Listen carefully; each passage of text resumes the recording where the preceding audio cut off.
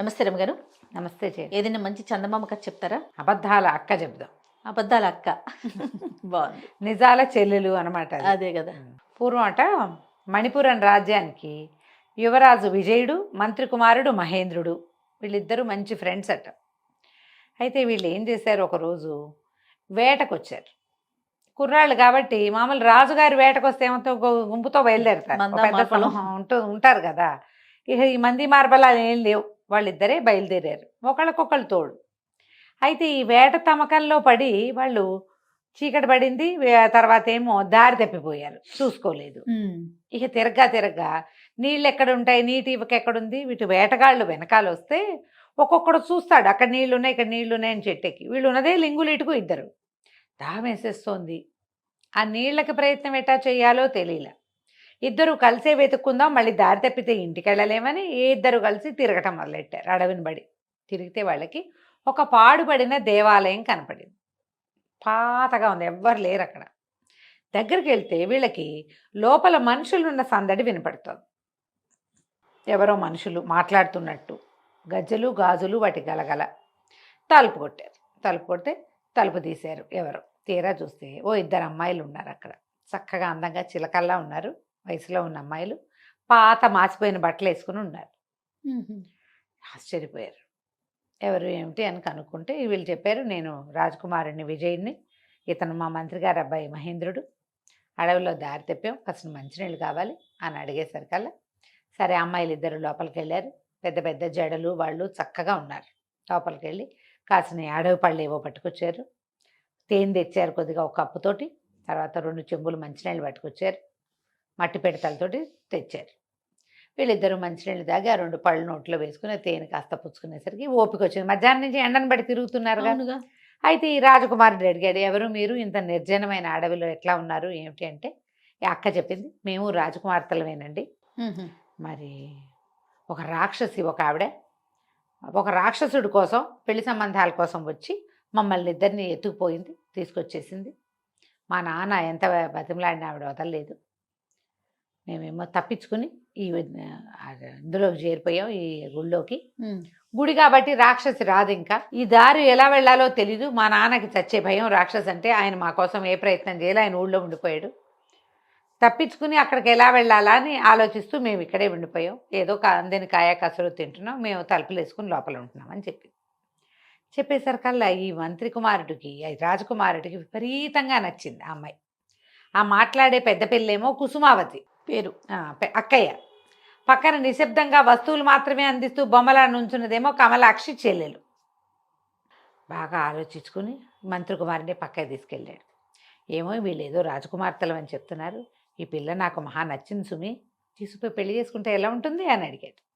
మంత్రి కుమారుడు అన్నాడు, నీతో మాట్లాడిన అమ్మాయిని నువ్వు చూసావు, మాట్లాడకుండా ఉన్న అమ్మాయిని నేను చూశాను, ఆ అమ్మాయి కూడా మహా బాగుంది, మరి ఆ పిల్లని నేను చేసుకుంటాను, అక్కా చెల్లిని చేసుకుందాం, మన ఇద్దరు మిత్రులం కదా, తీసుకుపోదాం పట్టన్నాడు. సరే ఇద్దరు మళ్ళీ వచ్చారు. మాట్లాడుకుని, అమ్మాయి మేమిద్దరం పెళ్లి చేసుకుంటాం, ఇక్కడ ఎందుకు, మాతో పాటు వచ్చేసేయండి, తర్వాత చూద్దాం మీ సంగతి, మీరు ఊరెళ్తాలు గీరెళ్తాలు ఆలోచిద్దాం అనేసరికల్లా ఈ పిల్లలిద్దరూ సరేనని ఒప్పుకున్నారు. బట్టలు సర్దుకోవడానికి లేదా బట్టలు మార్చుకోవడానికి అక్కా చెల్లి ఇద్దరు లోపలికి వెళ్ళారు.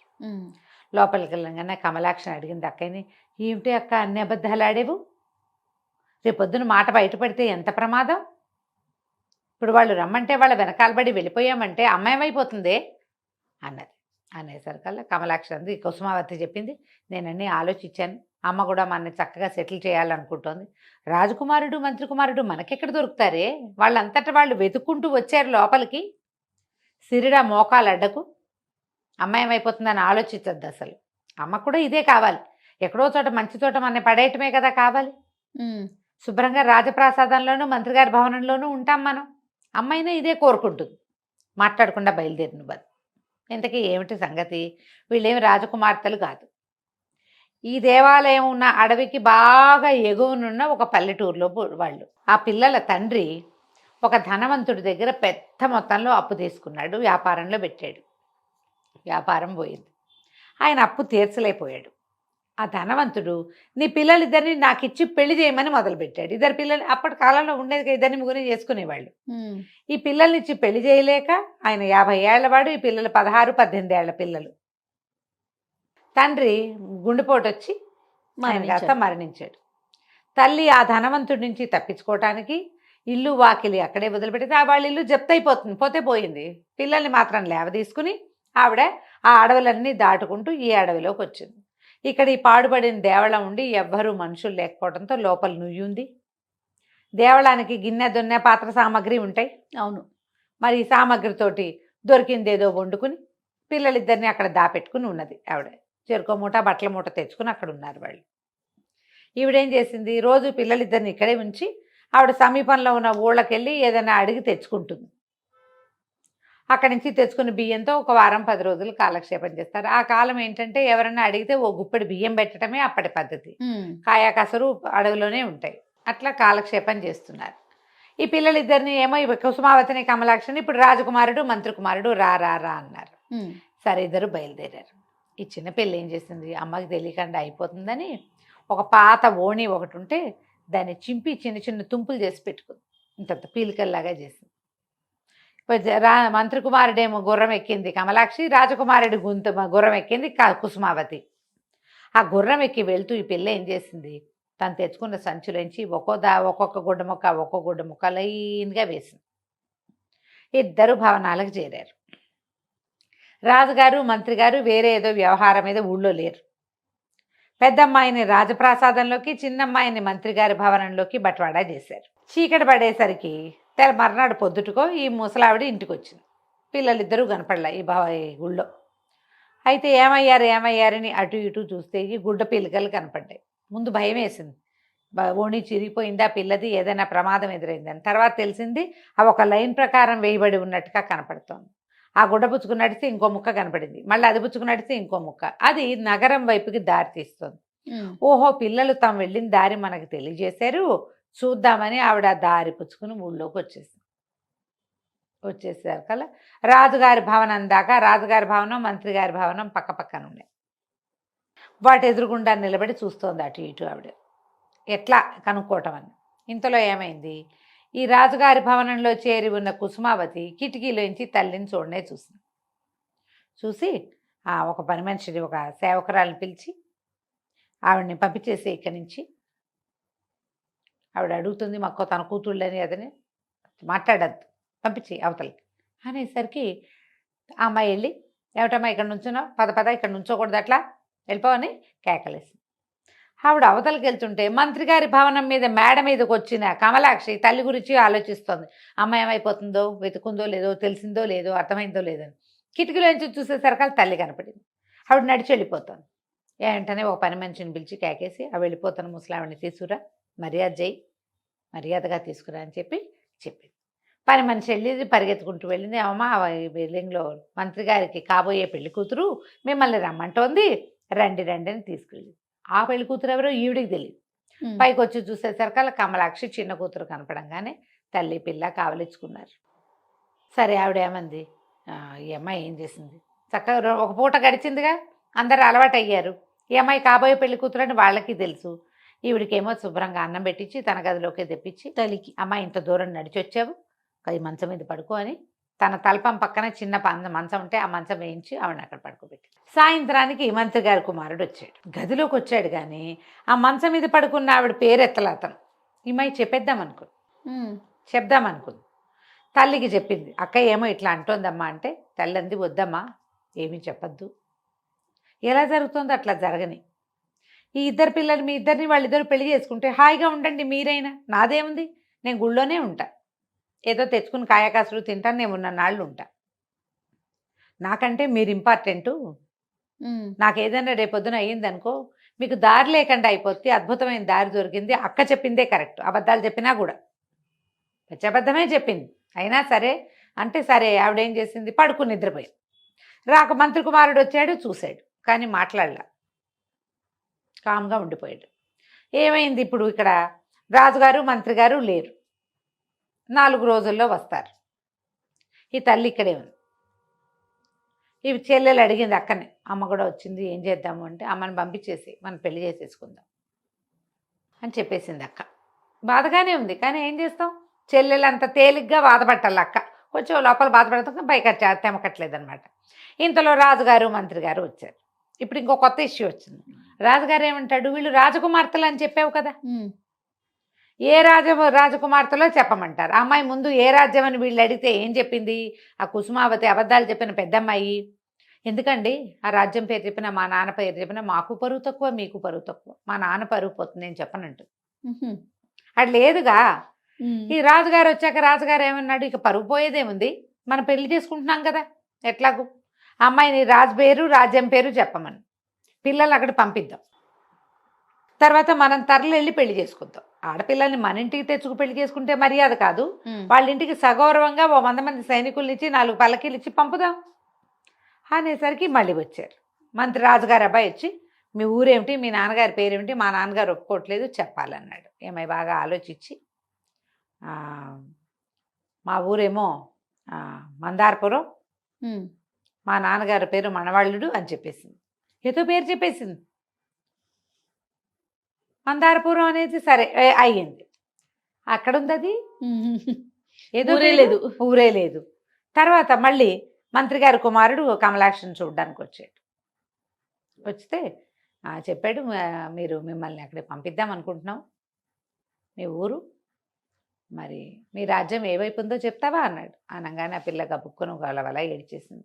మందారపురం లేదు, మనవాళ్ళు లేడు, మాది మేము అసలు రాజు కన్యలమే కాదండి, మా అక్క మమ్మల్ని క్షమించండి, మా అక్కయ్య అబద్ధం చెప్పింది, ఏ రాజ్యము లేదు, మేము పల్లెటూరు వాళ్ళం, చదువుకున్నాం అంతే, కాస్త 4 ముక్కలు, గుళ్ళో రకరకాల పుస్తకాలు ఉంటే అవి కూడా చదువుకుని మంచి భాష పట్టుబడింది మాకు, కొంతకాలంగా అక్కడే ఉన్నాము, మమ్మల్ని పంపించేసేయండి, మా దారిని మేము వెళ్ళిపోవచ్చు, కానీ దారి తప్పుతామని భయంగా ఉంది, గుడి దగ్గర దింపేసేయండి మమ్మల్ని అనేసరికి నవ్వాడు మహేంద్రుడు పక్కపక్క.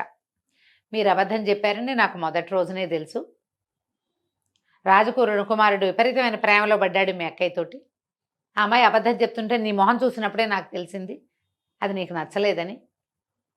మీ అక్కయ్య చెప్పిన మందారపురము, ఈ మనవాళ్ళనే రాజు అసలు భూప్రపంచం మీదే లేరు, ఇక్కడికి 1000 యోజనాల దూరంలో అలాంటి ఊరే లేదు, మీరు రాజకుమార్తెలు కాదు అన్న మాట నేను చెప్పేదాకా మా రాజుగారి అబ్బాయికి అర్థం కాలేదు, అతనంత ప్రేమలో ఉన్నాడు, నాకు కూడా నువ్వంటే ఇష్టము ప్రేమ ఉన్నప్పటికీ నేను కొంచెం ఆలోచిస్తున్నా, అతను ఆలోచించట్లేదు, మీకు వచ్చిన భయం ఏం లేదు, మీరు రాజకుమార్తెలు కాదని మేము రాజుగారికి చెప్పేశాము, రాజకుమార్తె కాకపోతే పెళ్లి చేయరేమోనని ఈయన విజయుడు చాలా దిగులు పడ్డాడు, కానీ రాజుగారికి ఏం అభ్యంతరం లేదు. ఓహో, ఆయన కొడుకును ఓదార్చి, నీకు మామూలు పెళ్ళి అయినా సరే పర్వాలే, నీకు నచ్చటమే కావాలన్నారు, కాబట్టి మన పెళ్ళికి వచ్చిన ఢోకా ఏం లేదు, మీ అబద్ధాలు ఆడటం సరిగ్గా చేతకాని మీ అక్క, అసలు అబద్ధాలే ఆడలేని నువ్వు, ఇద్దరు మాతో పాటే ఉండొచ్చు హాయిగా అని చెప్పాడు.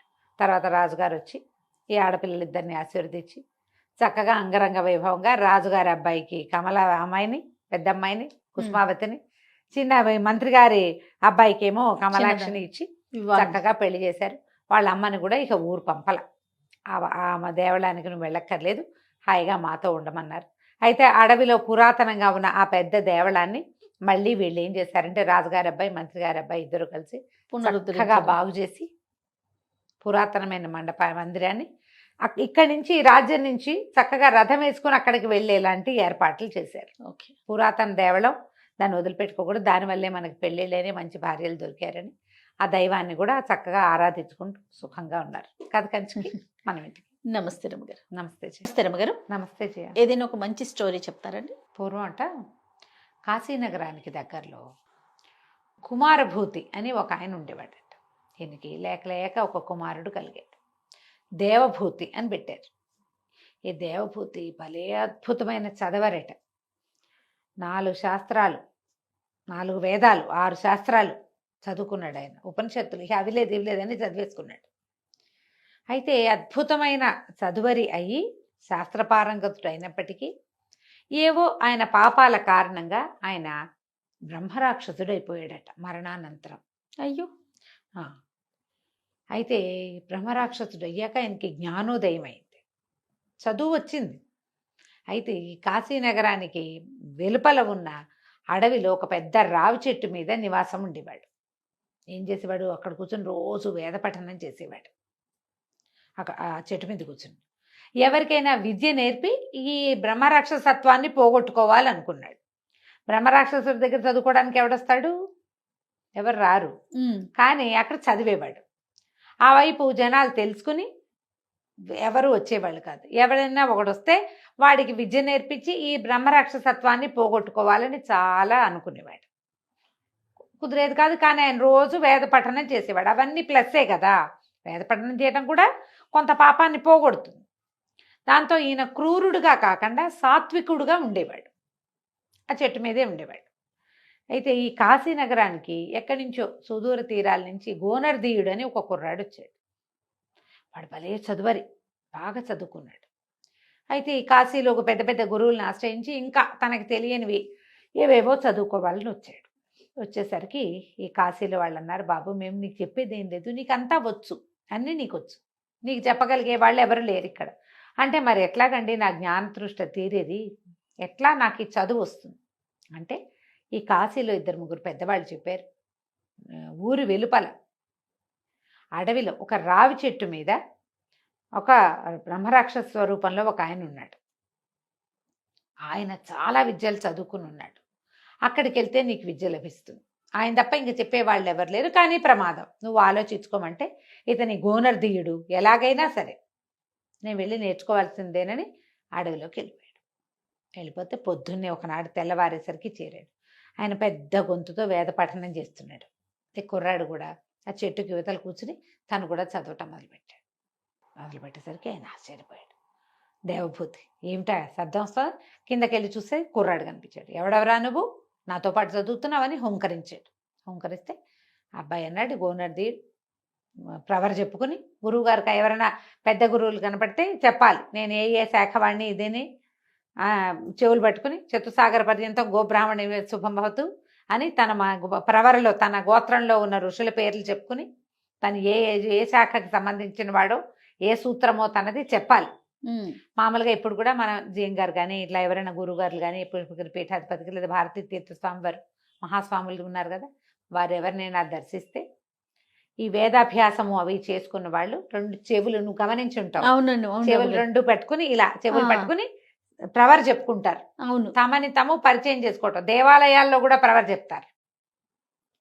యజ్ఞోపవీతం వేసినప్పుడు ప్రవర చెప్పడం చెప్తారు. ఆ తర్వాత ఆ పద్ధతి ఉంటుంది.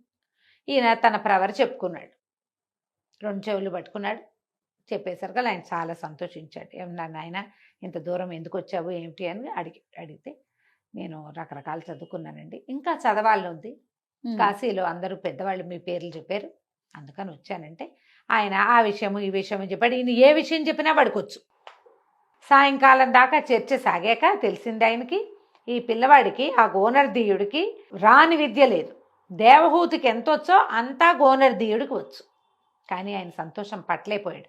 ఎవడైనా ఒకడు నా దగ్గరకు వచ్చి నేను చదువుకుంటా, నువ్వు ఏదైనా చెప్పు అని అడగట కంటే ఇంకేం కావాలి. అది అబ్బాయి, నీకు నేను విద్యాదానం చేయగలిగింది ఏం లేదు, అంతా నీకొచ్చు, కన్యాదానం చేస్తా, నీ కన్యాదానం చేయించి ఈ బ్రహ్మరాక్షసత్వం నుంచి నేను విముక్తి పొందుతాను అని చెప్పి ఇక్కడికి దగ్గరలో ఈ నగరాలన్నీ దాటాక జయపురం అని ఒక నగరం. ఆ రాజుకి ఒక కుమార్తె ఉంది, సౌందర్యవతి, వివాహ యోగ్యమైన వయసులో ఉంది. నేను పోయి ఆ అమ్మాయిని పట్టుకుంటా, నేనంటే క్షణాల్లో వెళ్ళిపోతా, నువ్వు 4 రోజులు ప్రయాణం చేసి రావాలి. ఓకే, ప్రయాణం చేసి రా, నా దగ్గరకు వచ్చి నీ ప్రవర చెప్పుకో, నేను ఆ అమ్మాయిని వదిలిపెట్టేస్తా, ఆ పిల్లని నీకు ఇచ్చి పెళ్లి చేస్తారు, నేను పట్టిన పిల్ల నా పిల్ల, ఆ అమ్మాయి నీకు వివాహానికి కనుక ఇస్తే ఆ కన్యాదానం నేను చేసినట్టు, నాకు విముక్తి లభిస్తుంది, నువ్వేమో చక్కటి చోట సెటిల్ అవుతావు, నీకు నేను చేయగలిగేది అదేరా నాయన అని చెప్పాడు. బాగుందిగా, సరేనన్నాడు. దేవహూతి గారు వెళ్ళిపోయాడు. ఆ జయపురం మహారాజుకి మదయంతి అనే పేరున్న మహాద్భుత సౌందర్యవతి అయిన పిల్ల. మదయంతి బాగుంది కదా, దమయంతి లాగా ఉంది. అయితే ఈ మదయంతికి పెళ్లి సంబంధాలు చూడడం మొదలుపెట్టారు. రకరకాల యువరాజులు రాజకుమారుల చిత్రపటాలు వచ్చినాయి. చిత్రపటాలు చూడడానికి యువరాణిని పిలిపించారు. ఆ పిలిచిన క్షణంలో ఈ పిల్ల మీద బ్రహ్మరాక్షసుడు ఆవేశించాడు. ఇక అమ్మాయి ఆ చిత్రపటాలన్నీ విసిరేసింది, చింపేసింది, దగ్గరకు వచ్చిన వాళ్ళని తలా ఒక గుద్దుకి చంపేసింది. అక్కడి నుంచి చెలికత్తల్ని ఎత్తి విసిరి కొట్టేసింది. అయ్యో, మొత్తం భవనం అంతా భీభత్సం చేసి పారేసేసి లబో దిబోమన్నారు రాజు మంత్రి అందరూ. ఏం చేయాలో తెలీదు. వాళ్ళని వీళ్ళని పిలిచారు. కార్తాంతికులను పిలిస్తే సమయం బాగుండలేదు, కానీ మంచి సమయమేగానే కనపడుతోంది. రెండున్నాయి లక్షణాలు. ఇక నానా గందరగోళంగానూ ఉంది. ఆ ఊరంతా చెప్పుకుంటున్నారు. పెళ్లి చేద్దామంటే పిల్లకి దయ్యం పట్టింది. ఓహో, పిల్లకి పట్టింది ఏమిటో తెలియదు. అయితే 2-3 వచ్చినప్పుడు బ్రహ్మరాక్షస మంత్రాలకి పిల్ల ప్రవర్తనలో తేడా వచ్చింది. అంటే ఎవరో బ్రహ్మరాక్షసుడు పట్టాడు. దీన్ని పోగొట్టడం ఎలా? బయటంతా ఇదేశారు, చాటింపు వేయించారు. మదయంతికి పట్టినటువంటి ఈ గ్రహపీడ నుంచి తొలగించే వాళ్ళు ఎవరైనా ఉంటే వారిని, పురుషులైతే యోగ్యమైన వయసు ఉంటే అమ్మాయిని ఇచ్చి వివాహం చేస్తాం, లేదా రాజ్యంలో కొంత భాగం ఇస్తాం అని చాటింపేశారు. బ్రాహ్మలు వాళ్ళు వీళ్ళు కొంతమంది ఇలాంటివి చేయగలిగే వాళ్ళు వచ్చారు. అవల దిగే ఉద్దేశంలో లేడు. సరే, ఏమైంది? ఈ 4-5-6 రోజులు గడిచేసరికి మనవాడి గోనర్ దియుడు వెళ్ళాడు. వెళ్ళి అడిగాడు, నన్ను మహారాజు దగ్గరికి తీసుకెళ్ళండి, అమ్మాయికి ఏదో గ్రహబాధ ఉందని వార్తలు వస్తే నేను విని వచ్చాను, నేను చేయగలనంటే ఈ లోపలికి తీసుకుపోయారు. అది అక్కడ ఉన్న వాళ్ళంతా అన్నారు, వీడు చూస్తే ముక్కుపచ్చలారని కుర్రాడు, 25 ఏళ్ళు కూడా లేవు, చదువుకున్న వాడల్లే ఉన్నాడు. ఆ అమ్మాయి ఎదురుగుండా వెళ్ళిన వాళ్ళని ఎత్తి విసిరి కొట్టి నేలగేసి కొట్టేస్తుంది, చచ్చిపోతావురా నాయన అంటే, కాదండి, నాకు లొంగేది ఏదో నాకు తెలుసు, వివాహం ఉద్దేశం కాదు, ఆయన ఈ పట్టిన వాడిని వదిలించడమే నా ఉద్దేశం. లోపలికి వెళ్ళి దండం పెట్టేసరికల్లా అమ్మని గడు హుంకరించి గుడ్లు రూతుంది రాజకుమార్తె.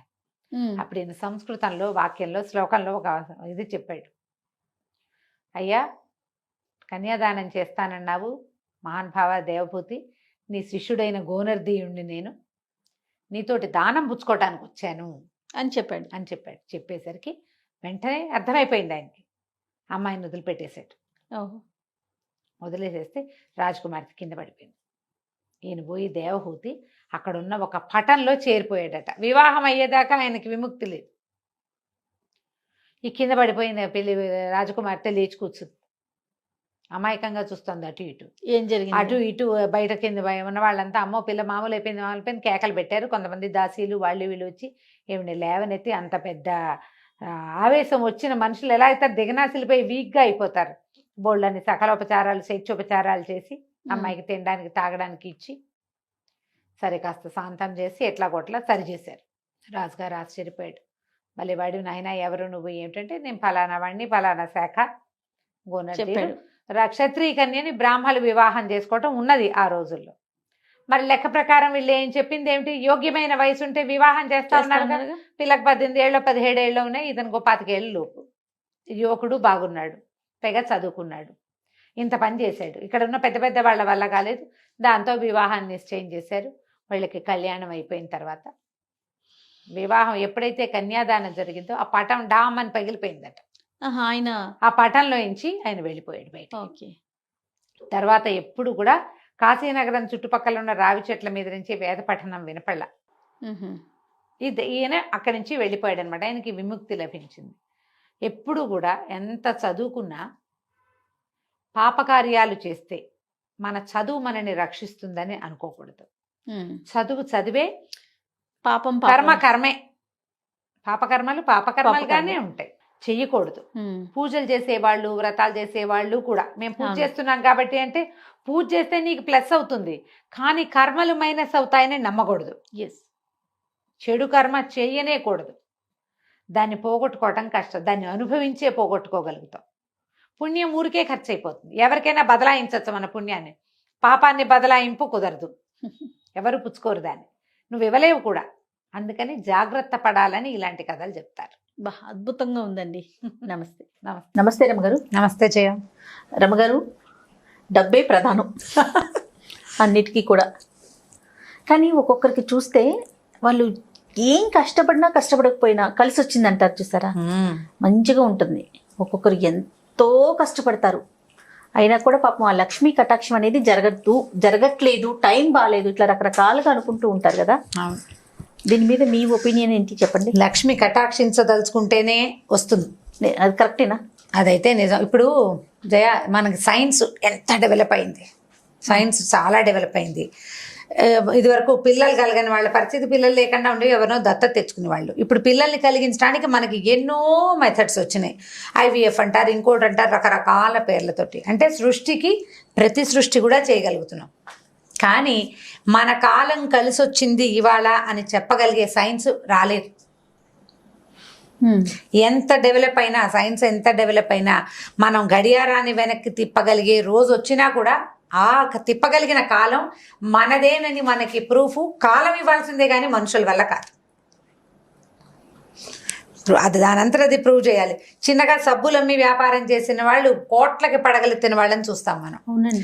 మామూలుగా చిన్న ఒకపడి వ్యాపారంతో తోటి తరాల వెంబడి కూర్చుని తినేంత సంపాదించిన మహానుభావులను ఎంతమందినో చూసాం.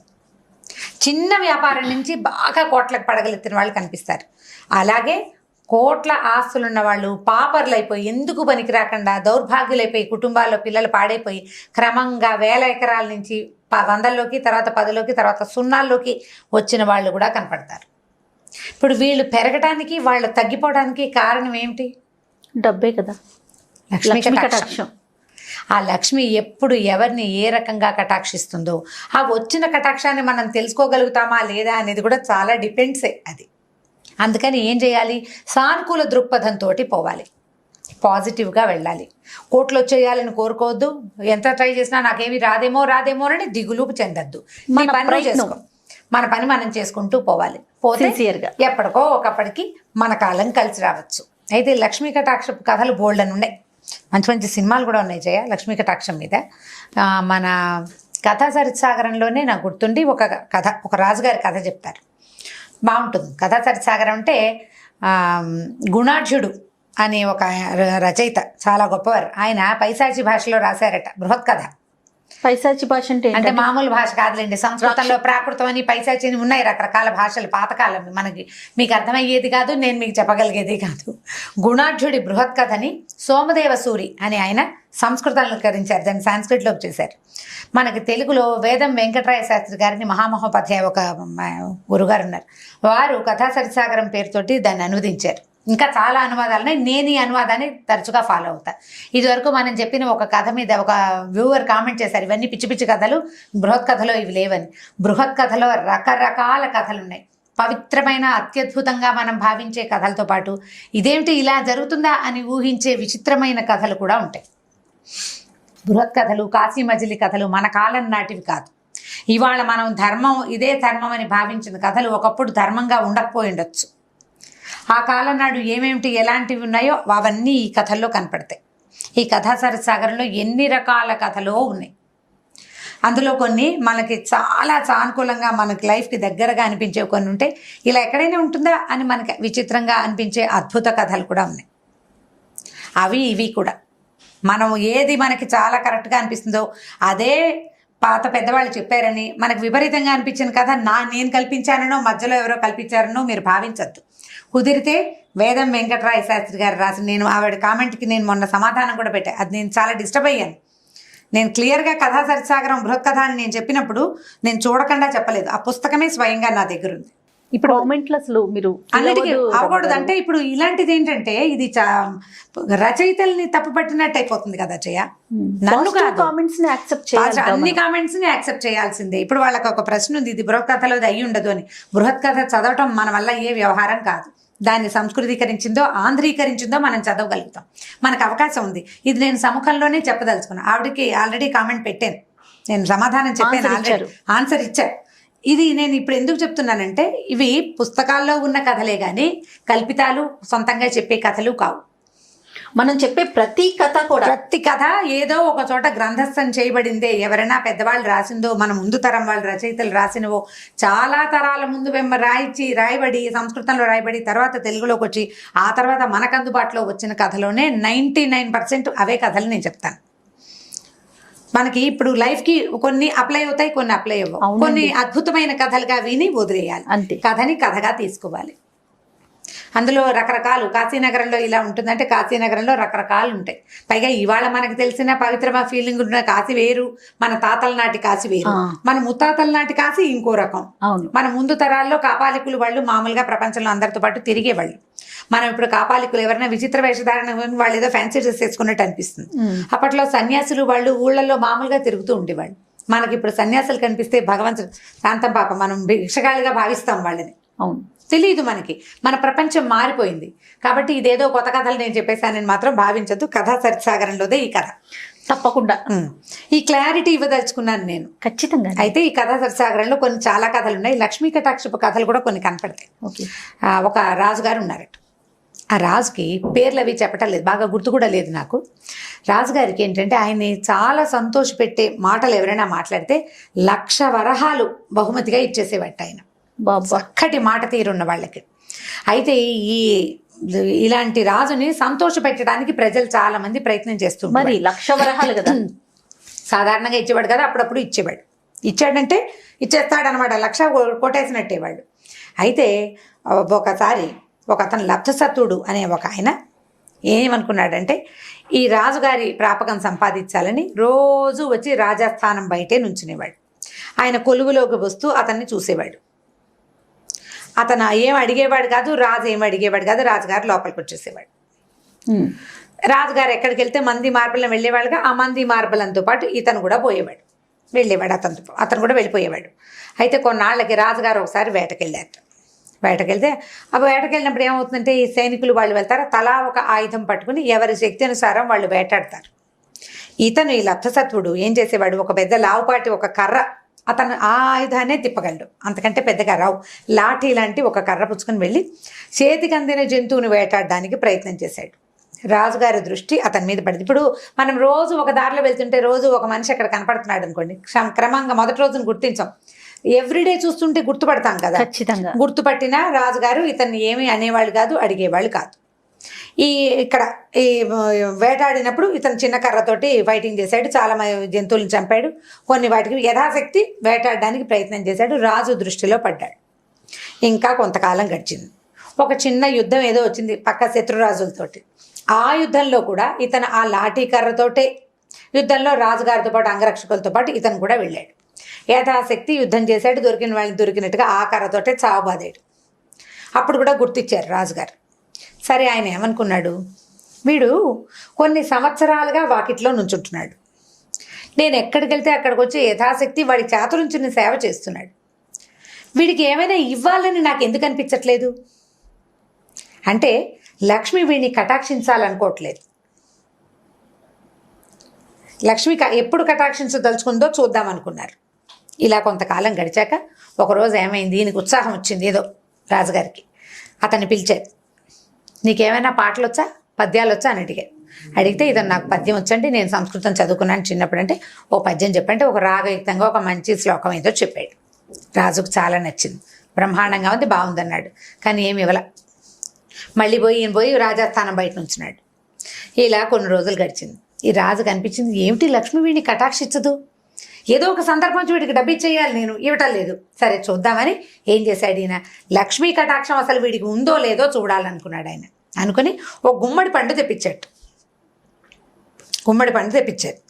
చాలా గుమ్మడికాయలు ఉంటాయి కదా, బాగా పండిన గుమ్మడి పండు తెప్పించి ముచుక దగ్గర జాగ్రత్తగా కోసి ఆ మూతలాగా వచ్చేట్టుగా డిప్పని బయటికి తీసాడు. తీసి ఈ గుమ్మడికాయలో హాలోగా ఉంటుంది, ఖాళీగా ఉంటుంది, విత్తనాలు ఉంటాయి కానీ కాసునే ఉంటాయి. పండిన దాంట్లో ఏమవుతుందంటే కండగా ఉండదు, గ్యాప్ వచ్చి గింజలు ఇట్లా శుష్కించిపోయి దగ్గరకు వచ్చి ఖాళీ ఉంటుంది. ఈయన ఏం చేశాడు, కత్తి పెట్టి ఆ గింజల పాటలు లాగేసి బయటికి దాని నిండా మణులు మాణిక్యాలు పోసి ఈ ముచ్చుకని దాని మీద మళ్ళీ స్థానం ప్రవేశయామి చేశాడు. కరెక్ట్గా కూర్చోబెట్టి ఏం చేశాడు, కాస్త గంధం తడిపి దీనిపైన ఇట్లా రాసేసాడు. గుమ్మడికాయ కానీ రంగులో గంధపు రంగు ఇంచుమించుగా కలిసిపోతుంది, అది ఫ్రెష్ గుమ్మడికాయ లాగానే కనపడుతుంది కానీ అందులో ఏముందో తెలియదు. ఏం చేశాడు, మర్నాడు ఆ గుమ్మడికాయని పట్టుకురారని సైనికుడికి ఒకటి కప్పచెప్పి ఈయన రాజస్థానానికి వెళ్ళాడు. ఈయన సత్తుడు బయట నుంచున్నాడు, లబ్ధసత్తుడు. అతన్ని పిలిచి నువ్వు పద్యం బాగా చెప్పావు, ఎన్నాళ్ళుగానూ నన్ను సేవిస్తున్నావు, ఇదిగో నీకు ఈ గుమ్మడికాయ ఇవ్వదలుచుకున్నానని ఆ గుమ్మడికాయ ఎత్తి అతని చేతిలో పెట్టేసరికి కళ్ళబడి కొండు మండిపోయింది. దిక్కుమాలి గుమ్మడికాయలకి ఏం కరువా, అప్పట్లో డబ్బులు పెట్టి కొనుక్కోవాల్సిన పని లేదు. అవును. బ్రాహ్మణులకు ఉచితార్థం పంచేవాళ్ళు. ఎప్పుడు గుమ్మడికాయ దానం చేయడం, అన్ని పండుగలకి గుమ్మడికాయలే దానం. పైగా విరగ్గా సేవి. గుమ్మడి పాదు ఊరికే రోడ్డు మీద కేవలంగా పడి మొలిచేస్తుంది. మా ఇళ్లలో అయితే గుమ్మడి పాదులు అసలు పెట్టనే పెట్టరు. వాటంతటవే మొలిచి వస్తుంటే ఓ 30, 40, 50 కాయలు కాసేస్తాయి ఒట్టి పుణ్యానికి. అది రోజువారీ తినే కూర కాదు కదా, దమ్ము చేస్తుంది అనుకుంటాం. అవును. అప్పుడప్పుడు తింటాం. ఏం ఖర్చు అయిపోతాయి, పైగా అందరూ తినరు, నడు నొప్పి వస్తుందని. గుమ్మడికాయలు కేవలంగా ఎక్కడ పడితే అక్కడ దొరుకుతాయి. చీదలు వచ్చేసింది. వేద గుమ్మడికాయ, పాడు గుమ్మడికాయ, ఇది ఇచ్చాడేమిటినా? ఇన్నాళ్ళ నుంచి కనిపెట్టుకుంటే 1,00,000 వరహాలు కాకపోతే కనీసం 100 వరహాలు ఇవ్వలేకపోయాడా, ఈయనకి చేతులు రాలేదు, ఇదేమిట్రా అనుకున్నాడు. ఈ సభికులంతా రాజు ఇలా గుమ్మడికాయతో సరిపెట్టాడు ఏంటబ్బా అనుకున్నారు. మామూలుగా బాగా నచ్చితే 1,00,000 ఇచ్చేస్తాడు, 1,00,000 కాకపోతే 1000, 1000 కాకపోతే 100. అది కూడా కాకుండా ఏమిటి చిన్న గుమ్మడికాయతో సరిపెట్టాడు, ఒక వరహా కూడా చేయదే ఇది అనుకున్నారు. చేతిలో పెట్టాడు. సరే పుచ్చుకెళ్ళాడు బయటికి. ఈ కాయను ఎక్కడైనా పడేద్దాం అనిపించేస్తుంది అతనికి. ఎందుకు దిక్కుమాల గుమ్మడికాయ వచ్చేస్తుంది, ఇరిటేషన్ వస్తుంది లోపల. వస్తుంటే ఆమె ఎదురుకుంటా వెళ్ళేసరికల్లా ఒక బౌద్ధ భిక్షువు ఎదురొచ్చాడు. ఆ బౌద్ధ భిక్షువు ఎవరంటే రాజుని దర్శించడానికి వస్తుంటే ఆయన ఒట్టి చేతులతో వస్తున్నాడు. ఈ చేతిలో ఉన్న గుమ్మడికాయని చూసి, పోయి గుమ్మడికాయని ఇవ్వగలవా, నాకు కావాలంటే ఈ దుప్పటి నీకు ఇస్తానని చెప్పాడు. ఆయన భుజం మీద ఒక దుప్పటి ఉంది, పల్సెట్టిదే కానీ దుప్పటి ఉంది. ఈయన ఏమనుకున్నాడు, ఈ బూడిద గుమ్మడికాయ పట్టి, ఈ గుమ్మడికాయ బూడిది కాదులే పాపం, తెల్ల గుమ్మడికాయ, ఏమన్నా పచ్చ గుమ్మడే, ఇది వండుకుని ఒక పూట కూర, దుప్పటి కొనాలంటే 3-4 పూటల కూరలు పెడితే కానీ దుప్పటి రాదని ఈ గుమ్మడి పండు ఎత్తి ఆయన చేతిలో పెట్టి ఈ దుప్పటి తీసుకున్నాడు. దుప్పటి పుచ్చుకుని వెళ్ళిపోయాడు. మన బౌద్ధ భిక్షువు ఈ పండు పుచ్చుకొని రాజాస్థానం లోపలికి వెళ్ళాడు. ఈ పండు ఎక్కడిది నీకు అని అడిగాడు రాజుగారు. ఇప్పుడే సత్తుడు ఇచ్చాడు, లబ్ధసత్తుడు ఇచ్చాడు అని చెప్పాడు. లబ్ధసత్తుడు కదా అతని పేరు. చేసరికల్ అయ్యో వీడికి కటాక్షం కలగలేదు, లక్ష్మీ కటాక్షం. చేతిలో మణిమాణిక్యాలు పెట్టినా ఇచ్చేశాడే. సరే రాజుగారి చేతిలో పెట్టాడు ఈ బౌద్ధ భిక్షువు. ఈయన గుమ్మడి పండు తీసి పక్కన పెట్టుకున్నాడు. దీన్ని గుర్తుగా పెట్టండి రా అని చెప్పాడు. సరే మర్నాడు ఒకరోజు గడిపోయింది. నెక్స్ట్ డే మళ్ళీ రాజుగారు అదే గుమ్మడి పండుని పుచ్చుకొచ్చాడు. వాకిట్లో నుంచున్నాడు లబ్ధసత్వుడు.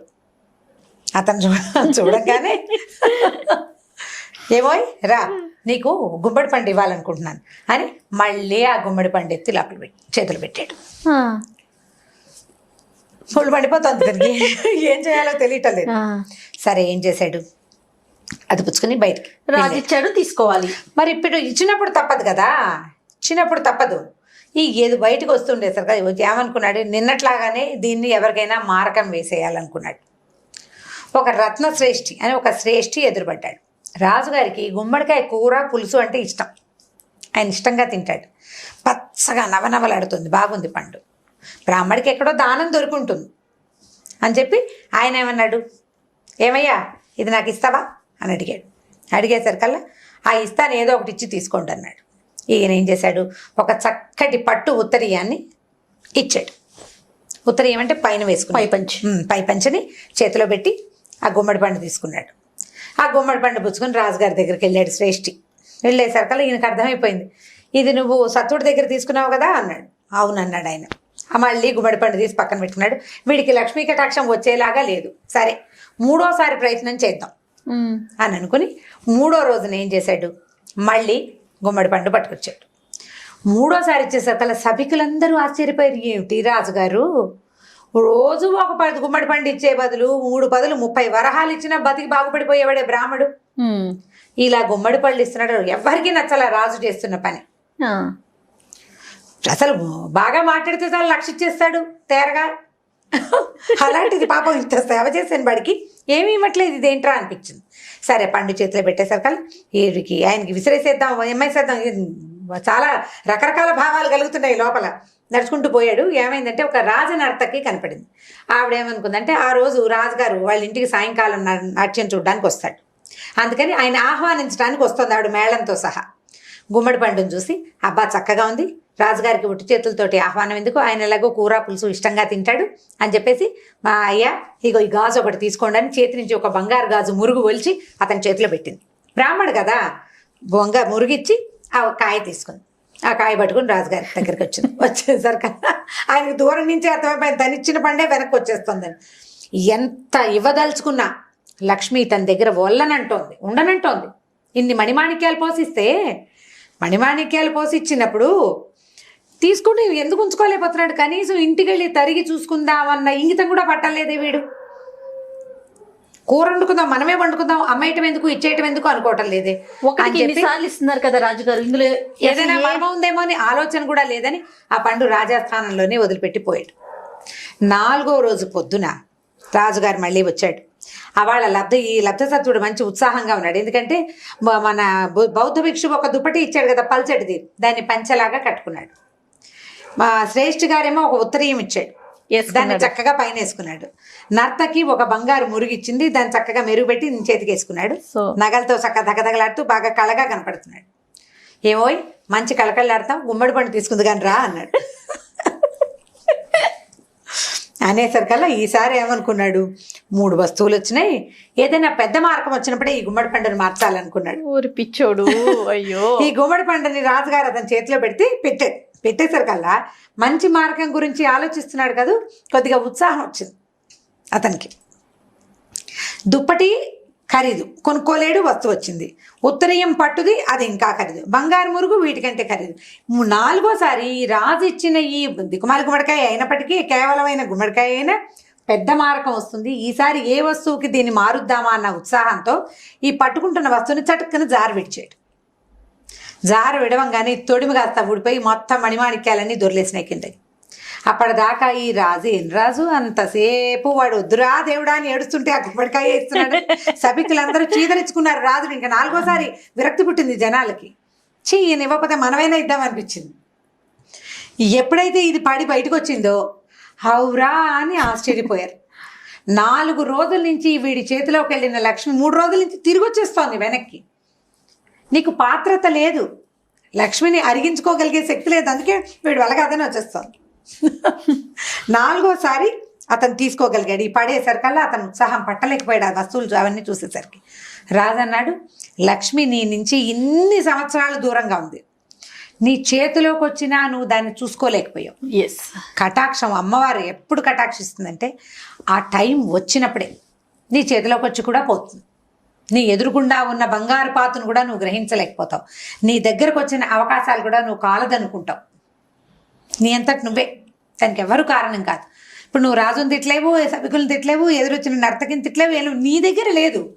అది నిలబెట్టుకునే గుణం, అవకాశం నీ దగ్గర భగవంతుడు నీకు పెట్టలేదు, ప్లాన్లో లేదు. అది ఎప్పుడు ప్లాన్ కరెక్ట్గా వస్తుంది, నీకు పాత్రత లభించినప్పుడే ఈ లక్ష్మీ కటాక్షం వస్తుంది. రాజుగారు చాలా సంతోషం, ఆయన తీసుకెళ్ళు అని చెప్పి ఆ మణిమాణిక్యాలన్నీ ఏరుకుని ఈ లబ్ధసత్వుడు ఈ మొత్తం మణులన్నీ ఏరుకుని ఆ గుమ్మడికాయ పట్టుకుని ప్రభువుకి చాలా సంతోషంగా అప్పటిదాకా తిట్టుకున్నందుకు రాజుకి క్షమాపణలు చెప్పి ఆ వస్తువులు పుచ్చుకొని వెళ్ళిపోయి లక్ష్మి ఈ రకంగా కటాక్షిస్తుంది. అలాగని పని చేయటం మానేయకూడదు. ఇప్పుడు లబ్ధసత్వుడు చూడండి, మొదటి రోజున గుమ్మడికాయ తెచ్చి దిక్మాల రాజు నేను మానేలా మళ్ళీ వచ్చాడు. 2వ రోజు తీసుకున్నాడు, మళ్ళీ వచ్చాడు. 3వ రోజు మళ్ళీ వచ్చాడు. 4వ రోజు కూడా మళ్ళీ రావటం వల్లే అతన్ని కటాక్షించింది. కాబట్టి ఎప్పుడు మన వంతు ప్రయత్నం మనం చేయాలి, చేస్తేనే మనకి సక్సెస్ మన దగ్గరకు వస్తుంది. లక్ష్మి అంటే డబ్బే కాదు, all the time success, development, flourishing మనం జీవితంలో ముందుకెళ్తాం. అవన్నీ కూడా మనం పాజిటివ్గా ముందుకు వెళ్తుంటేనే మన దగ్గరకు వస్తాయి. ఈ ఆస్పెక్ట్లో కథ చెప్పి ఇలా పిల్లల్ని ముందుకు తీసుకెళ్ళండి. సూపర్, చాలా బాగుంది రమ్మగారు. నాకైతే చాలా బాగా నచ్చింది స్టోరీ. మంచి కథలో ఎంత మంచి ఇది ఉంది, బ్యాక్గ్రౌండ్ చాలా అద్భుతంగా ఉంది కదా, చాలా బాగుంది. పిల్లలకి చెప్తానికి బాగుంటుంది, మనం తెలుసుకోవడానికి అద్భుతంగా ఉంది. రైట్ రమ్మగారు, ఇంకొక స్టోరీతో మళ్ళీ కలుద్దాం. నమస్తే రమ్మగారు. నమస్తే జయ. రమ్మగారు, ఏదైనా మంచి స్టోరీ చెప్తారా? ఆకతాయి కథ చెప్తాం. కొంతమంది ఉంటారు, వాళ్ళకేం పెద్ద దాని మీద రాబడి ఉండకపోయినా ఇతరులను ఏడిపించుకు తినేవాళ్ళు, వేళాకోళం చేసేవాళ్ళు, ఏడిపించుకు తినేవాళ్ళు, ఏమనాలి టక్కరితనంతో మోసగించేవాళ్ళు, ఎరకాటల్లో పెట్టేవాళ్ళు, ఇలా తమాషాగా ఉంటారు. చందమామ కథల్లో కథ ఎప్పుడో చదివాను నేను. అది చెప్తామా వద్దా అని ఆలోచించి ఊరుకున్నా. ఎందుకు రమ్మగారు? గుర్తొచ్చింది. ఎందుకు వద్దనుకున్నా? ఆకతాయి కదా ఎందుకన్నా? అది నేర్చుకుంటారట. ఏమోలే, ఏమిటో. ఇప్పుడు ఏంటంటే మనం ఖలీఫా కథలు చెప్తున్నాము, చైనా జానపద కథలు అలాంటివి చెప్తే, ఫ్రాన్స్ జానపద కథలు మీరు ఇలాంటివి చెప్తారేంటి? అలాంటి భావాలు వస్తున్నాయి. కథలు వెతకలేక చచ్చిపోతున్నాను నేను. కథల్లో కూడా ఇలాంటి భావాలు ఉంటాయి. భావాలకి తక్కువే ఉండదు, మనకి చాలా ఉంటాయి. కథ కాదా ఇంపార్టెంట్? కథ ఒకటే ఎందుకు అవుతుంది జయ? అట్లా పలానా స్టోరీలే చెప్పాలని అలా గిరిగీసుకుని కూర్చుంటే ఇన్ని స్టోరీలు ఎలా చెప్పగలుగుతామండి? కొన్ని వేల స్టోరీస్ కదా మీరు అవన్నీ చెప్పేది. ప్రశ్నలు మీరు వేయకూడదు, మేము ఇలాగే అంటాం. అంతేనా? మేము అంతే. ఏదైనా చెప్పగానే మీరు గాజులు వేసుకోలేదు, మీ మెడలో మంగళసూత్రాలు ఉన్నాయా, బొట్టు పెట్టుకోలేదు, ఇవే మీరు వాళ్ళు మేకప్ చేసుకున్నారు ఎందుకు, అలాంటివి అడుగుతారు. అంటే అలా ఒక ఉద్రేకం వస్తుంది. మరి అలాంటప్పుడు మీరు ఇలాంటి పిచ్చి పిచ్చి వేరే కథలు చెప్పవకండి, అలాంటివి కూడా వచ్చినా సరే ఇంకా కథలు లేవు, నాకు దొరికింది కదా చెప్తా అంతే. కాదు రమ్మగారు, మనం తాగే నీరు కానీ పీల్చే గారి కానీ మనది అని రాస్తుంటుందా అండి? అలా ఉండదు, కానీ ఇట్లాగే ఇంకా ఆలోచించలేకపోతే ఎట్లా రమ్మగారు? ఫార్వర్డ్ గా ఆలోచించొద్దా కదా? మంచి విషయమా, పోని అది అది వినటం వల్ల మనకు సంతోషం వచ్చిందా, దానివల్ల మోరల్ తీసుకోండి, తీసుకోకపోనివ్వండి, మోరల్స్ పక్కన పెట్టు, కనీసం కాలక్షేపం. ఒక మంచి విషయం కదా, దాంట్లో కూడా ఇలా రూల్స్ అండ్ రెగ్యులేషన్స్ పెట్టుకుంటే చేసే వాళ్ళకి చెప్పే వాళ్ళకి చాలా కష్టమే. ఇబ్బంది ఉంటుందండి. కష్టమే, కొంచెం అప్పుడప్పుడు కాస్త నేను దీన్ని ఫేస్ చేస్తున్నాను. నాకు పర్సనల్ మెసేజెస్ వచ్చేస్తుంటాయి, ఓకే, మీరు ఇలాంటివి చెప్పకండి, ఫలానా స్టోరీసే చెప్పాలి. సరే. టిల్ అనేవాడు ఒకటి పేరు. మన ఇదేంటంటే దగ్గర ఒక కెమెరామెన్ ఉన్నాడండి, టిల్లు, మన డీజే టిల్లు ఉన్నాడు కదా, అలాగా. ఈ టిల్ ఏంటంటే జర్మనీ కథ. ఇది ఒక పేద సామాన్య కుటుంబంలో పుట్టాడు. చిన్నప్పటి నుంచి చిలిపివాడు, ఏదో ఒక కొంటె పని చేసేవాడు, అల్లరి చేసేవాడు. ఎవరి పైనుంచి దూకుతారో వాళ్ళకి అదేదో దొరుకుతుందని పిల్లల మధ్య పందాలు పెట్టి వాడు మాత్రం దూకేవాడు కాదు, అందరు దూకేవాళ్ళు. చిన్నప్పుడు ఒకటి చెప్తుండేవాళ్ళు, ముక్కు కొక్కితే ఆంజనేయ స్వామి కనిపిస్తాడు. అందరి పిల్లలందరికీ ముక్కు మీద పుళ్ళే 108 సార్లు కోకాలి. తర్వాత ఏమవుతుంది, ముక్కు మీద ఇక్కడ దూలం మీద పల్చగా ఉంటుంది కదా స్కిన్, అందరి పిల్లలకి ముక్కు మీద పుళ్ళు ఉండేవి. అసలు ఎవడు చెప్పాడో వాడు చచ్చినా కొక్కునేవాడు కాదు. వీడు కూడా అలాంటి వాడు అన్నమాట. అయితే ఇదేంటంటే పాపం తండ్రి చనిపోయాడు.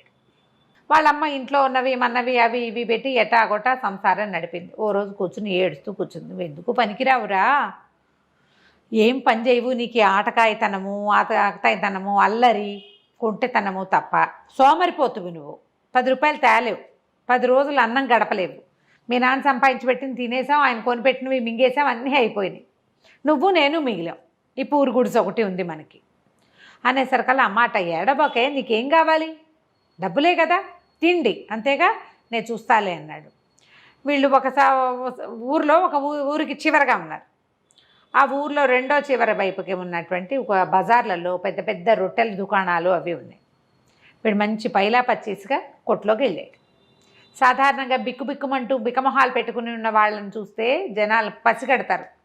కాన్ఫిడెంట్గా ఉండేవాడిని చూసి జబర్దస్త్గా లోపలికి వచ్చినవాడు, చేతులు ఆడిచ్చేసేవాడు, చకచక తలకాయ అటు ఇటు తిప్పేవాడుని నమ్ముతారు. అవును, కాన్ఫిడెన్స్ కావాలి జనాలకి.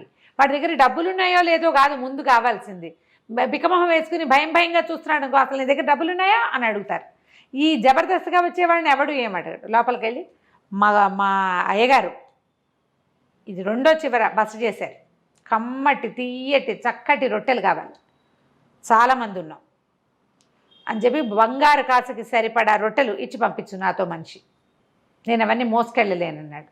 పెద్ద తట్ట నిండా వస్తాయి, మనిషిని ఇచ్చి పంపించు, కాసు వాడికి ఇచ్చి పంపిస్తా.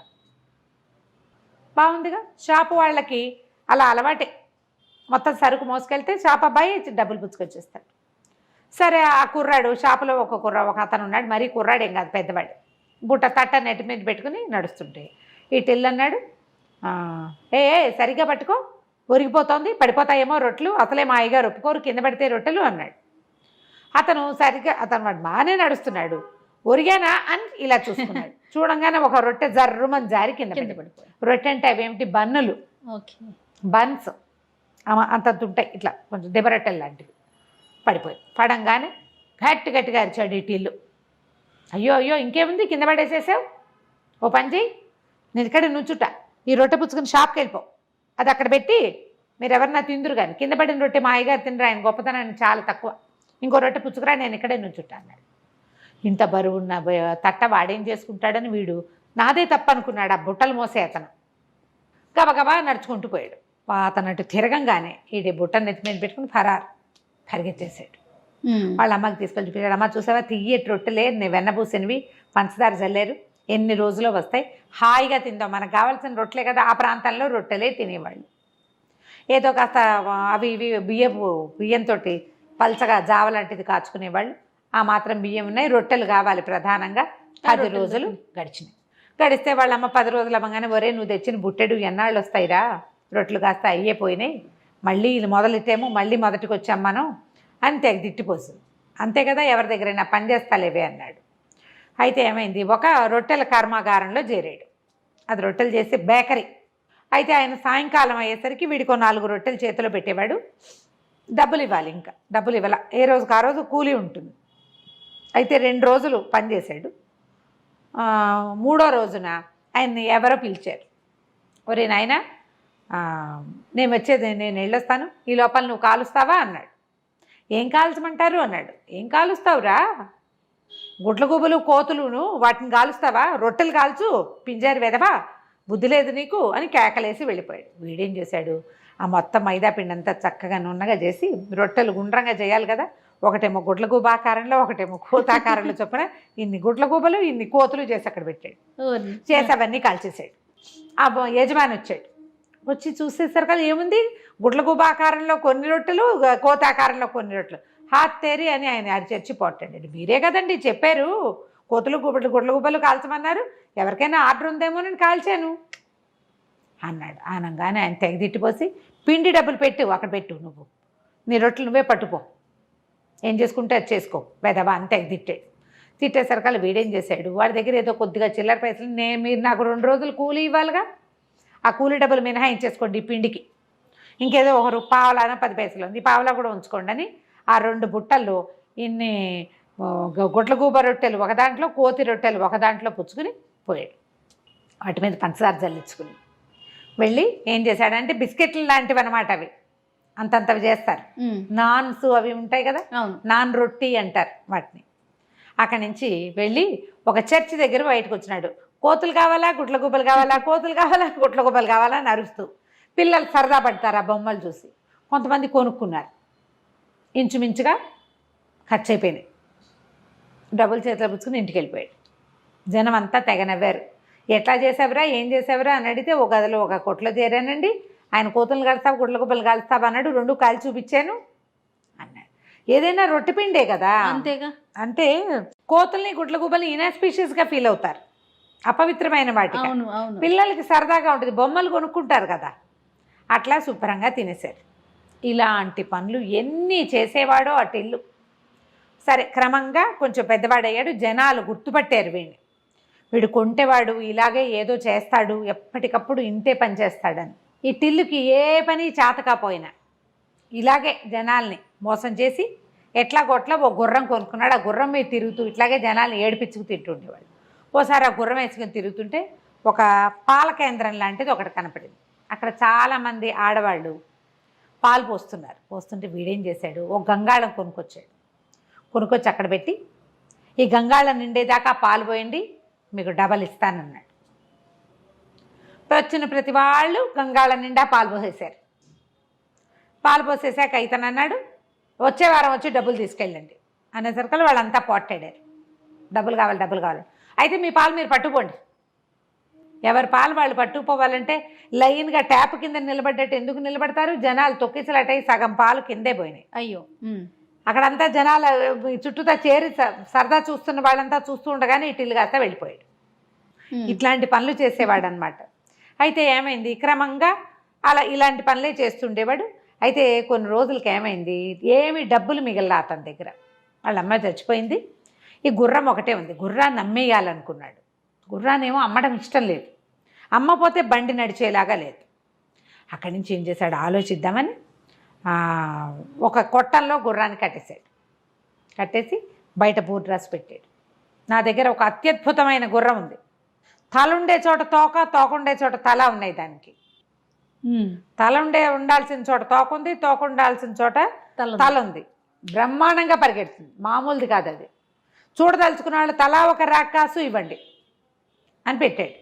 గుర్రం కనపట్ల, అందరు సందులో నుంచి చూస్తున్నారు, కనిపించట్లే, అదంతా పకడ్బందీగా కట్టేస్తుంది. సరే ఏముంది, జనాలు ఒక రాకాసే కదా, బోళ్ళంతమంది రాకాసులు ఇచ్చారు, జేబులు నిండిపోయినాయి. టడా ఆయన పెద్ద మ్యూజిక్ పెట్టి ఆ గుర్రాన్ని బయటికి తీసుకొచ్చాడు. చూస్తే అందరూ ఇదేంటి మామూలుగానే ఉంది కదా అన్నారు. మెళ్ళో కట్టి ఉండాల్సిన తాడుని తోక దగ్గర కట్టాడు. చూసుకోండి వింత గుర్రం. జనాలంతా పగలబడి నవ్వారు. రాకాసులు ఇచ్చిన వాళ్ళు కాసు కోసం ఏం పోట్లాడతారు? అదే కదా. కొన్నాళ్ళకి డబ్బులు వచ్చేసినాయి. ఇలా ఎన్ని కోతి పనులు చేసేవాడు. ఒకసారి ఏమైంది, ఇతను ఒక నగరంలో నుంచి లోపలికి వెళ్తుంటే ఒక 12 మంది బిచ్చగాళ్ళు కూర్చున్నారు. వాళ్ళు పాపం చాలా బాధపడుతుంటారు. బిచ్చగాళ్ళు అంటే ఏంటి, గుడ్డివాళ్ళు, అందరూ గుడ్డివాళ్ళే. వాళ్ళు ఎవరో ఒకళ్ళ సహాయంతో అక్కడికి వచ్చి కూర్చుంటారు, సాయంకాలం మెల్లిగా వెళ్ళిపోతారు. ఈయన అన్నాడు వాళ్ళ దగ్గరికి, నేను మీ అందరికీ తలా ఒక బంగారు కాసు ఇస్తా. 12 మందికి 12 కాసులు. చక్కగా ఊళ్ళో సత్రం ఉంది కదా, వాళ్ళ ఒక వారం రోజుల పాటు మీరు హాయిగా తిని పడుకుని విశ్రాంతి తీసుకోండి. అంటే బాబాయ్య నువ్వు ఎంత గొప్పవాడివి, ఎంత దానపరుడివి అని వాళ్ళంతా సంతోషించారు. ఒట్టిగా వెళ్ళి అక్కడ పడుకుంటామంటే ఆయన ఒప్పుకోడు. బంగారు కాసులు ఉన్నాయి కదా, సరే ఇదిగోండి 12 కాసులు అన్నాడు. ఈ 12 మంది ఏమనుకున్నారు, తమలో ఎవరో ఒకడు 12 కాసులు తీసుకున్నారనుకున్నారు. ఎవ్వరికీ ఇవ్వలే అతను, ఇవ్వకుండా వెళ్ళిపోయాడు. వీళ్ళు తమ దగ్గర బంగారు కాసులు ఉన్నాయన్న దిలాసాతోటి ఊళ్ళో నగరంలోకి వెళ్ళిపోయి, నగరంలో ఒక పేరెన్నికగన్న సత్రం, అక్కడ చాలా పెద్దది, స్నానశాలలు ఉన్నాయి, లోపల ఎంతో చక్కటి భోజనం దొరుకుతుంది, హాయిగా విశ్రాంతి తీసుకోవడానికి ఎంత బాగుంటుందో వాళ్ళ దగ్గర. అందులోకి పోయారు. పోయేసరికి ఇదేమన్నా సత్రం అనుకున్నారని సత్రం యజమాని వీళ్ళని అదిలించాడు. ధర్మసత్రం ఏంటి, ధర్మసత్రం అని మేము అనుకోలేదు, మాకు తెలుసు ఇది పెయిడ్ సత్రం అని. మా దగ్గర 12 బంగారు కాసులు ఉన్నాయి, ఒక్కొక్కళ్ళు ఒక బంగారు కాసు ఇస్తాం. ఎన్ని రోజులు ఉంచుకుంటామంటే వారం రోజులు ఉంచుకుంటాను అన్నాడు. ఒక కాసుకి 1 వీక్. హాయిగా వారం రోజులు సుఖంగా ఉన్నారు వీళ్ళు. వారం అయ్యేసరికల్లా వాడికి వారం అయిపోయింది, నా డబ్బులు ఇచ్చి కదలండి అన్నారు. అలాగే తీసుకో అన్నారు. తీసుకో అంటున్నారు. ఇందులో వీళ్ళలో ఒకడన్నాడు, ఒరే బంగారు కాసులు ఎవరున్నాయో ఈయనకి ఇవ్వండిరా అన్నాడు. నా దగ్గర లేవంటే నా దగ్గర లేవన్నారు. అప్పుడు వీళ్ళకి అర్థమైంది బంగారు కాసులు ఎవ్వరికీ ఇవ్వబడలేదు. అక్కడి నుంచి గట్టిగా అరిచి అతను ఏం చేశాడు, వీళ్ళందరినీ బందిఖానాల్లో పెట్టాడు.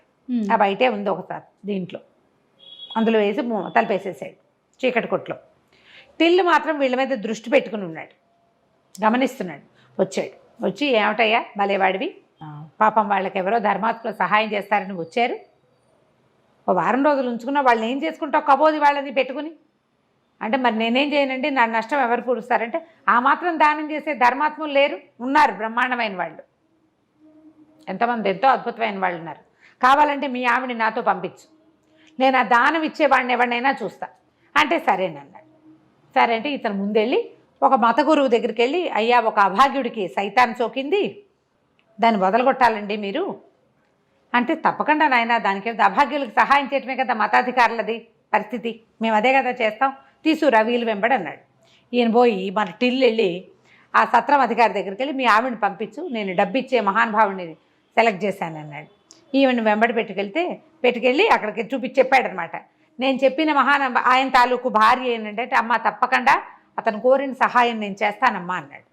అంటే ఈవిడేమనుకుంది, ఓహో సహాయం చేస్తానన్నాడుగా, అందుకని ఇంటికి వెళ్ళి ఆ సత్రం అధికారితో చెప్పింది భర్తతోటి, ఏమండి వాళ్ళని వదిలేయండి, పాపం మతాధికారి సహాయం చేస్తానన్నాడండి, డబ్బులు ఆయన ఇచ్చేస్తాడు, గుడ్డివాళ్ళని పాపం ఎందుకు, ముసలివాళ్ళు గుడ్డివాళ్ళు వదిలేయండి అంటే, అమ్మాయి వారం రోజులు హాయిగా జీవించిన గుడ్డివాళ్ళు తమకి దానం చేసిన వాడిని ఎవరినో శతాయువుగా దీవించి వాళ్ళ దారిని వాళ్ళు పోయారు, ఎక్కడికో వెళ్ళిపోతారు ముష్టడుకోవడానికి.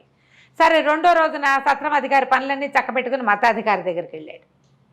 వెళ్తే ఇద్దరు కాసేపు డిస్కషన్ చేశాక ఆయనకు అర్థమైంది, తనకి సైతాన్ వదలగొట్టడానికి మాట్లాడి పెట్టారు తప్పిస్తే తనకి డబ్బు ఇవ్వడానికి కాదు అని జనానికి తెలిసింది. అందరూ నవ్వి కేకలేసి ఎక్కిరించుకుని ఇలా సరదా పడేవాళ్ళు అనమాట. కొన్నాళ్ళు ఇలా గడిచాక మొత్తానికి ఇతన్ని పట్టేసుకున్నారు, అధికారులందరూ పట్టుకున్నారు. ఏంటి ఇతను అందరినీ మోసం చేస్తాడు, ఇందులో పెద్ద పెద్ద మోసాలు ఏం లేవు, ఒక మాదిరి మోసం కానీ చేస్తాడు. పట్టుకున్నాక ఏం చేశారు, టిల్లుని ఉరిదీస్తామన్నారు, శిక్షలు పడ్డాయి. ఇలా మోసం చేసిన వాళ్ళకి ఉరి శిక్ష ఉంది ఆ ఊళ్ళో, ఉరి శిక్ష వేస్తామని మొత్తం జనం అంతా చేరారు. వాళ్ళలో కొంతమందికి వీడికి ఉరి శిక్ష వేయటం ఇష్టం లేదు, వాడి వల్ల సరదాగా మంచిది, ఎప్పటికప్పుడు ఇలాంటి సంఘటనలు చెప్పుకుని నవ్వుకోవడానికి బాగుంటాయి. అందరూ నుంచుంటే సరే ఇతనికి ఊరేస్తుంటే ఆఖరి కోరిక చెప్పమన్నారు.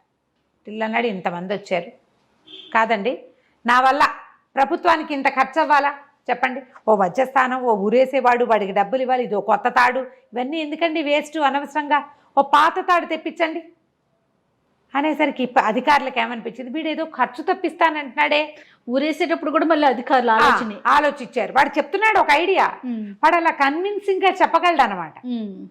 వాడు ఏదో ఐడియా చెప్తానంటున్నాడని వాళ్ళు కొంచెం ఆలోచించుకుని సరే అన్నారు. అక్కడి నుంచి వాడిని దింపారు. ఊరు వేసేవాడికి జీతం ఇవ్వాలి, ఈ పని చేస్తుంది వాడు, నెలకి ఇన్నని వేస్తాడు. ఆ వేసిన దానికి ఆ అకౌంట్ నుంచి వీడిని తీసేయచ్చు. కొత్త తాడు కూడా వేస్ట్ అవ్వదు. తాడు తీసి పక్క పెట్టి ఓ తాడు తెప్పించారు, కిందకి దింపారు, ఆ తాడు చేతికి ఇచ్చారు. సరే అన్నారు. అనేసరికి అలాగేనండి, నాకు అవకాశం ఉన్నప్పుడు చేయి తీరిగిన అయినప్పుడు ఈ పాతోడితోటే ఊరేసుకుంటారని జంపు. అలా పారిపోయేవాడు అనమాట. ఆఖరికి అతను చనిపోయేటప్పుడు కూడా ఈ రాజ్యం నాకెంతో మేలు చేసింది, నా మొత్తం యావదాస్తి రాజ్యానికి రాస్తున్నాను అని వీలునామా రాసి చచ్చిపోయాడు. సూపర్. రాజ్యానికే తన డబ్బంతా ఇస్తానన్నాడు, ఇంతమందిని మోసం చేశాడు, వాడి దగ్గర కోట్లు ఉంటాయని సకల రాజమర్యాదలతోటి అతనికి అంత్యక్రియలు చేసి ఆయనకు పెద్ద సమాధి కూడా కట్టారు. అవన్నీ అయిన తర్వాత ఆయన బాక్సులు ఓపెన్ చేస్తే అందులో కంకర రాళ్ళు ఉన్నాయట. చనిపోయేటప్పుడు కూడా తమాషానే, ఆకతాయితనంతో చేశాడు. ఇలా కొంతమంది కనిపిస్తారు. కథలు కొన్ని సరదాగా ఉంటాయి, సరదాగా వినడానికి అంతే బాగుంటుంది. వేరే దేశం వేరే జాతివా అన్న ఆలోచన చేయబోకండి. రైట్. నమస్తే రమ్య. నమస్తే జీ.